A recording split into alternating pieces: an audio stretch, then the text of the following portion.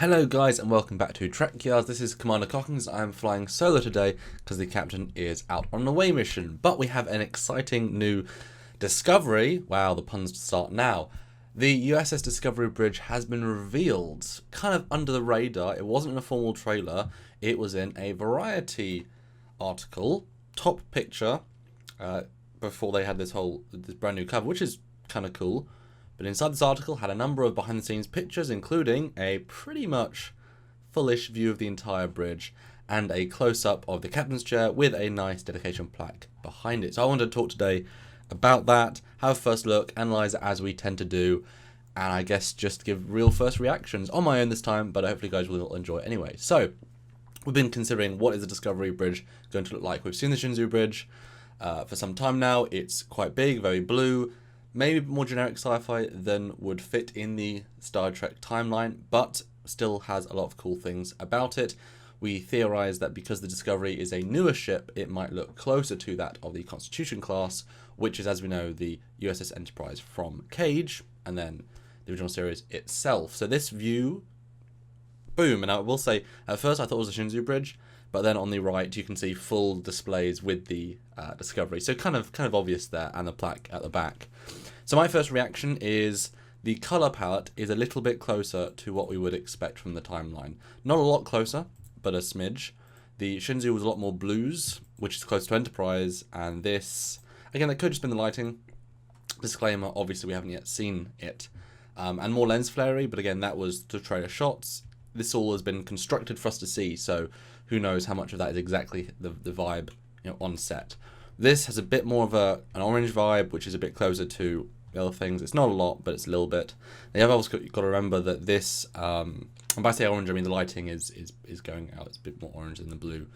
You've got to remember though that this is a behind-the-scenes press photo using a unique sort of lens. It's not and screen cap from the show, so it feels different. And the big elephant in the room, pardon me, is that it's big.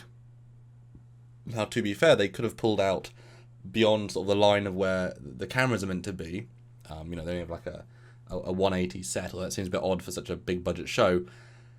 So it seems like a very, very big bridge, far, far bigger than that of the Constitution class or NX. And while the Enterprise D bridge seemed bigger, having actually stood on both iterations of the Constitution class bridge and the Enterprise D bridge, faithful recreations, they're actually the same size, just proportioned differently. This, however, feels a lot larger. If you look at that central command chair, he has a wide breadth of room around him. There is no cramped nature there. But disclaimer to that, the lens does affect how a ship will look. If you look at a picture of the USS Defiant, that was, I believe, on one of the CD-ROMs years ago, suddenly you add a certain lens, and that's, wow, the Cisco's chair is right in the middle. It's completely, absent of anyone else for meters around him. When in fact, if you look at a top view of a Ex-Scientifica, yeah, it's actually a lot closer than you think. So lenses do make a big difference. So I'm not gonna jump out of the water and say, boom, this is a ginormous bridge. That said, if you look at the concept art and the top view of the ship, there are those pillars, which is also similar on the Shinzu, although that's the other way around. It is matching them on this view, so it's nice to see some visual continuity with the pillars. Although if the concept sketches are to be believed, that right behind where the camera is pointing, there should be a big window, which again is another J.J. Abrams 2009 onwards Kelvin timeline link.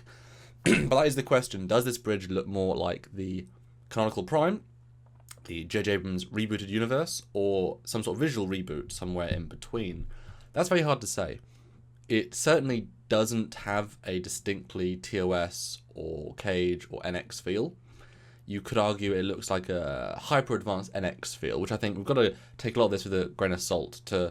While I think those who are hardcore fans of Star Trek would like to see a canonical Prime as if it was all a period drama piece, unfortunately the producers do not feel that way, and so it's likely we're more getting an Enterprise prequel sequel, therefore progressing that sort of technology forwards the 60, 70, 80 years to the 10 years before Kirk mindset, and leave sort of the original series in its own little bubble of canon. So by that respect, yes, this set has been sleeked out a lot, much bigger, very few sort of panel lines, hyper advanced looking displays, so it ticks those boxes. But can this bridge look, as if it's at the same time as the cage? Not particularly. It hasn't got much that would say yes to that. The shapes are pretty different, and the smoothness, the silvers, and obviously the displays. But again, this is a visual reboot, so they're taking those liberties because they want it to look relevant for the modern day. Does it link to the Kelvin timeline films? That's the big question, because as we know, certain elements are sort of pushing that direction. The Shinzu command chair, for example, looks like the one from the USS Kelvin. Now, if we look at this, and then if we look at a picture of, I'm doing this live, guys, if we look at a picture of the USS Kelvin concept, how similar does that feel? Not particularly similar, which is a good sign.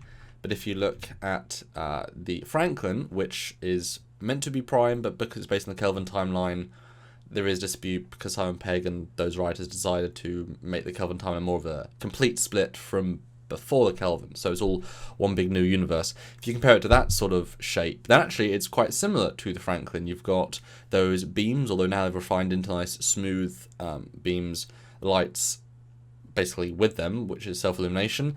The back wall again has that sort of sloped feel with the lines, small artistic things, but if you're trying to link something to something else, then these simple cues are quite important. In fact, if you look at, again, those back walls, a lot of visual tie-ins with the Franklin, which is a ship that was the first warp 4, so it's a ship that's potentially 80, 90, 100 years before this ship, so you really shouldn't see any visual tie-ins unless you're saying that's how the Federation design aesthetic goes primarily, and we should ignore the original series.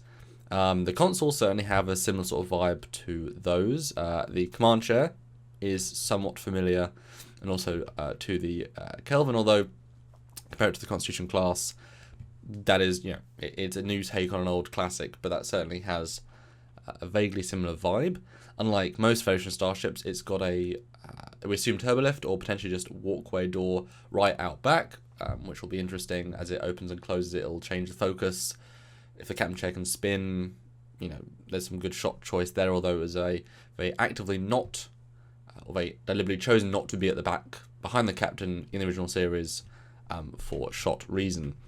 So it's a difficult one. If we go to the chart I built earlier this year that compares the timeline of bridges, and we can see where the Discovery is meant to be in, it's 2255. Now, obviously, replace this Shinzu image with the Discovery one, you can see how the timeline is meant to evolve. You've got the Franklin, you've got the NX-01, you've got the Kelvin, you've got the Cage, and putting it in between, it's sort of difficult to see. I mean, the radical colours of TOS were obviously there to make the black and white look more, sharp and interesting.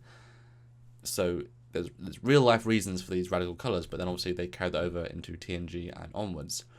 This bridge has certainly more of a NX meets Franklin vibe, which is an odd combination. But it's difficult to pull out very many Star Trek elements.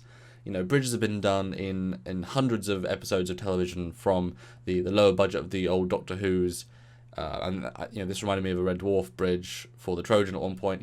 It's difficult to make a bridge layout, and they haven't gone for the classical TOS style, which is wrap around. Every console has somebody doing a system of the ship.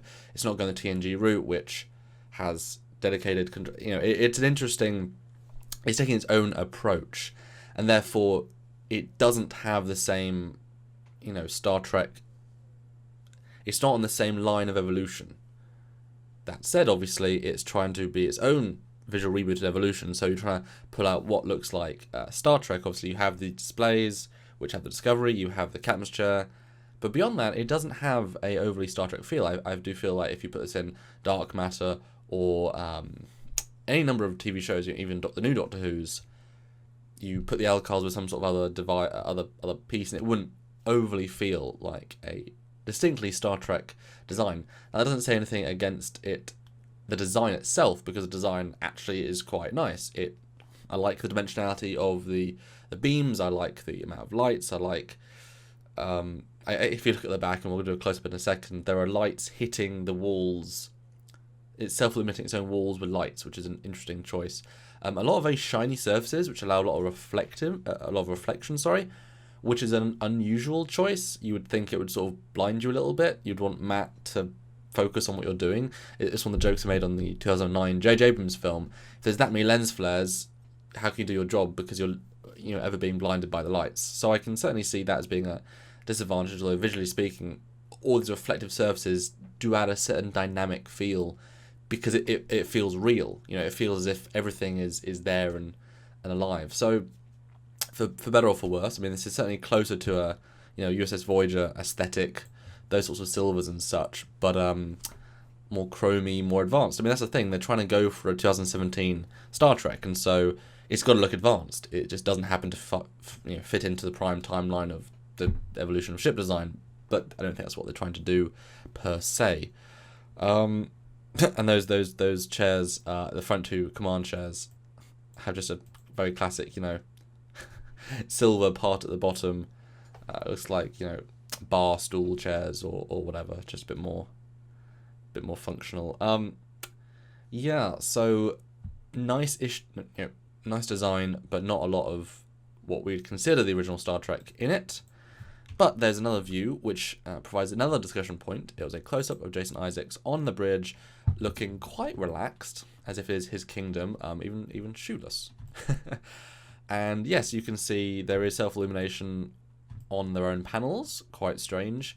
What really highlights this for me is that there is, well, a door panel, which means maybe they don't automatically open, but also on the left-hand side, and it is, I apologise for the resolution, but this is the only image that has been released, you've got the USS Discovery dedication plaque, which is an important part of Federation starships, as they were included all the way from even the original TOS Enterprise had a Starship class, very simple plaque, all the way until TNG and all the rest. So quite an important piece. Now, this is where, again, we've got to ask the question, where does it fit in the timeline and which universe is it in? Because we like to analyse every small detail, because every small detail had to be designed. I'm sure there were multiple meetings as to, how do we design this plaque? Because while it might not be noticed in the foreground in many shots, it will be there in the background of dozens, hundreds of shots. And so I want to bring out some interesting points. So this is the conventional 1960s USS Enterprise plaque.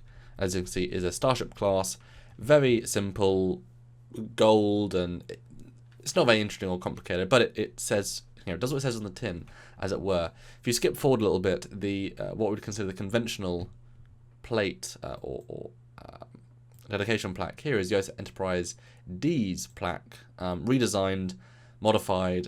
They add the Delta onto the front. It has a name. It has a list of people, a lot of which are Easter eggs of pure production. I know they have like Admiral Gene Roddenberry and such. It says what the name of the ship is, where it was built. Very simple, and a quote. Much more plaque-esque, and that then was the default plaque style that followed. I mean, most of Trek takes place in the TNG timeline, those 20-ish years. So that was the style for next 4 shows. Now, this plaque is meant to be 10 years before Kirk, so it's the plaque design before the conventional simple one, I suppose. Now, when looking at this plaque, I straight away thought, now, does that look like the Franklin plaque? And here is them side by side. We've seen the conventional prime ones, and while the Enterprise D one, which is over 100 and something years in the future, has the lines on the outside. If we compare this to the Franklin plaque, we can see it appears to have a delta on the top, which is uniquely Franklin and JJ timeline. Again, we just see a pointy shape, but the fact there is also one at the top implies that to me. We can see the rim on the outside. We can see it separate into multiple lines. And if you look at the basic structure, it has 2 boxes on the top, one line at the top middle, which says the name of the ship, further below, and then a bottom bar. So quite a lot different to the Enterprise D timeline one, and still very different to the Constitution class. Much closer to the Franklin, which is a J.J. Abrams Universe Kelvin timeline piece. Also, if we compare this to the USS Enterprise plaque from, I don't know which movie this is, but it's a plaque from the Kelvin timeline. Also very similar. You can tell they took their inspiration when they went back and made the Franklin. So this implies that almost small hints that this is actually a JJ timeline production.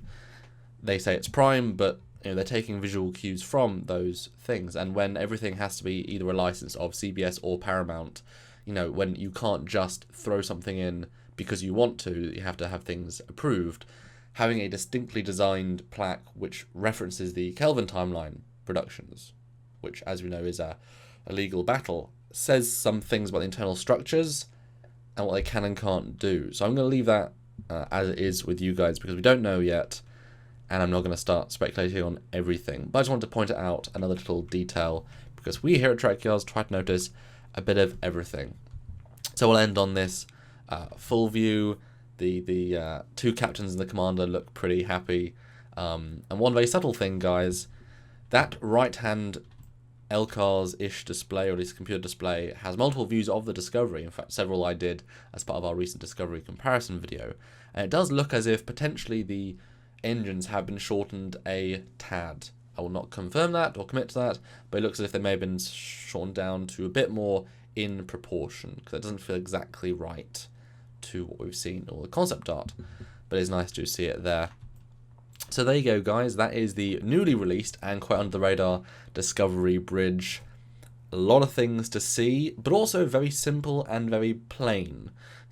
So a lot to see and yet not a lot to see. The dichotomy of design, it has to look functional and yet there. Although I'm very surprised how much space, how much negative space there is. It doesn't feel... This is not a time where, a rationing where you need to make the ship small. You need to make the bridges small and practical, and he needs to see it. I mean, I doubt he can see the captain, Captain J.C. Isaacs. He can see on the right-hand side beyond the LCARS of the ship. I doubt he can really read any of the writing on that, whereas in the original series, the captain can look at any bridge console and see any bit of information, and it's all at his disposal. So, disadvantage of that, but again, they're not using prime timeline design styles as much of as their design cue. So I'm surprised how much space. I'm surprised there's these two looking consoles at the front.